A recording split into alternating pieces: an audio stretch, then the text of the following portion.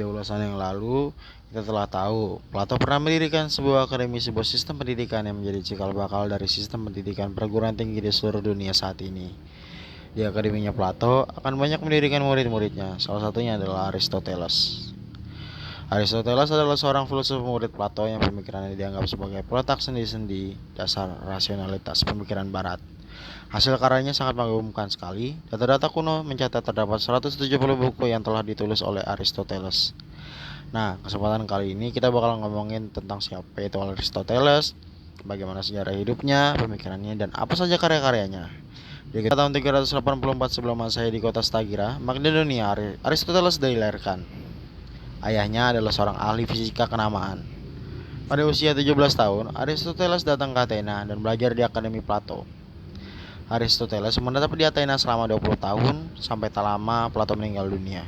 Dari pengaruh ayahnya, Aristoteles menaruh minat pada bidang biologi dan juga pengetahuan praktis. Sedangkan di bawah asuhan Plato, Aristoteles menanamkan minat dalam hal spekulasi. Pada tahun 342 sebelum Masehi, Aristoteles kembali ke Makedonia. Aristoteles menjadi guru dari anak seorang raja yang kemudian terkenal dengan nama sebagai The Greatest Under atau Alexander yang Agung.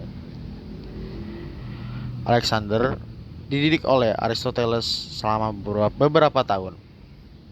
Aristoteles kembali ke Athena dan dia di sana mendirikan akademinya yang bernama Elysium.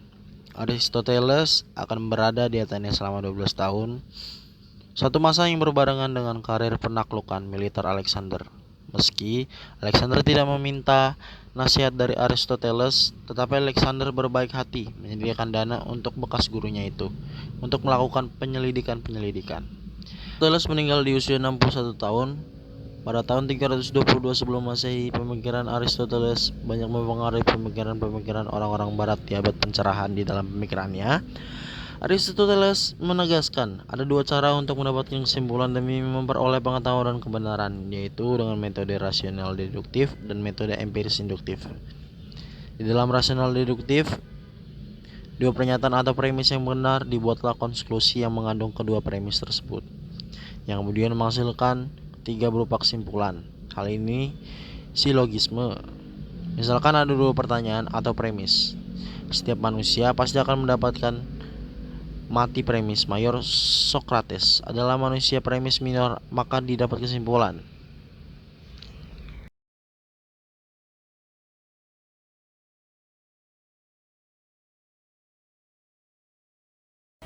Silogisme merupakan fondasi penting dalam logika yang adalah salah satu cabang filsafat yang secara khusus mengkaji tentang keabsahan cara berpikir. Manusia logika sendiri merupakan pernyataan yang belum dinyatakan terlebih dahulu ditimbang benar salahnya dalam pikiran untuk kemudian diungkapkan. Metode empiris induktif adalah metode yang berdasarkan pada pengamatan-pengamatan indrawi yang sifatnya partikular yang nanti akan digunakan sebagai basis untuk berabstrak. Menyusun pernyataan yang berlaku universal, metode ini menggunakan pengamatan indrawi sebagai basis untuk mencapai pengetahuan yang sempurna. Pada karyanya Nicomachean Ethics, Aristoteles mengungkapkan kalau etika itu mengacu pada upaya manusia untuk menemukan kebaikan terbaik yang dapat mereka bangun. Keras mencapai kebahagiaan mereka, harus tawas percaya bahwa kebahagiaan adalah aktivitas jiwa yang sifatnya paling mulia, memiliki pandangan bahwa hal mendasar yang membedakan manusia.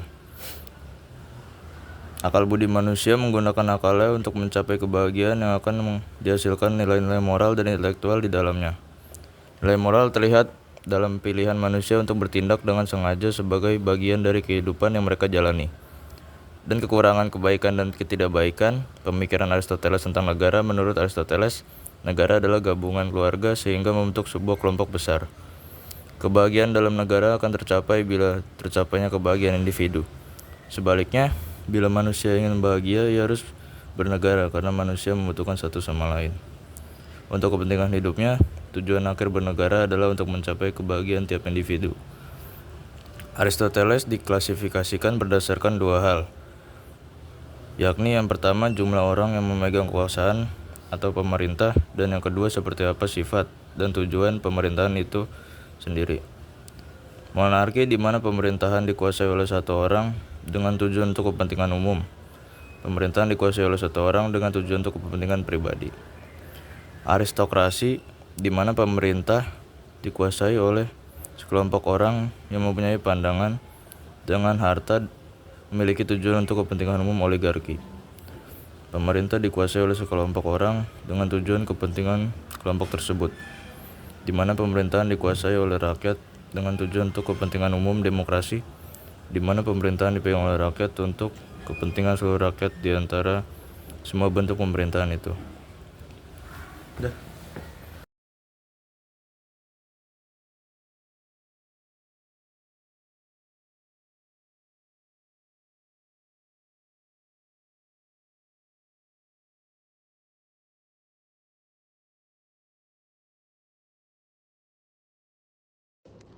Demokrasi dan monarki. Di abad pencerahan, karya-karya Aristoteles menjadi sebuah karya yang dapat dibilang sangat otoritatif. Aristoteles karena karya-karyanya yang luas, itu kemudian dianggap sebagai peletak sandi-sandi dasar dari pemikiran peradaban Barat hingga saat ini.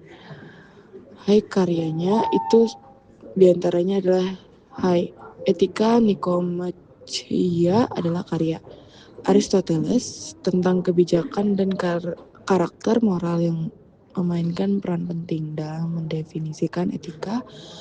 Aristoteles ke-10, buku yang mencari etika didasarkan pada catatan-catatan dari kuliah-kuliahnya di Litium dan disunting atau dipersembahkan kepada anak lelaki Aristoteles, Nikomagus. Etika Nikomacheia memutuskan perhatian pada pentingnya membiasakan berperilaku bijak dan mengembangkan watak bajik. Aristoteles menekankan pentingnya konteks dalam perilaku etis dan kemampuan dari orang yang bajik. Untuk mengenali langkah-langkah terbaik yang perlu diambil, Aristoteles berpendapat bahwa eudaimonia adalah tujuan hidup dan bahwa usaha mencapai eudaimonia bila dipahami dengan tepat akan menghasilkan perilaku yang bajik. Hai Metafisika adalah salah satu karya utama Aristoteles dan merupakan salah satu buku paling awal dalam topik metafisika yang merupakan cabang filsafat. Buku ini awalnya banyak dipelajari cendekiawan dari dunia Islam termasuk Ibnu Rushd yang menulis 3 jilid tafsir mengenai buku ini. Buku ini sempat hilang dari dunia barat sejak runtuhnya Kekaisaran Romawi sejak karya Ibnu Rushd diterjemahkan oleh Michael Scott. Para pemikir Eropa bisa membaca buku ini secara tidak langsung, tetapi hasilnya tidak ideal karena merupakan terjemahan dari terjemahan setelah Perang Salib. Keempat, naskah berbahasa Yunani mulai ditemukan dan diterjemahkan ke dalam bahasa Latin. Hai Politika. Ini merupakan karya Aristoteles di bidang filsafat politik. Menurut Aristoteles, dalam buku ini ia berusaha mengumpulkan konstitusi dan sistem tata negara di berbagai negara dan komunitas dan mengidentifikasi bagaimana negara yang memiliki pemerintahan yang baik dan tidak baik. Hai analitik. Hai Terra atau lebih dikenal dengan nama bahasa Latin Analytica Posteriori. Ini adalah sebuah karya dari kumpulan tulisan mengenai logika yang disebut Organon. Hai Buku ini berasal dari sebagian gagasan Aristoteles mengenai ilmu logika.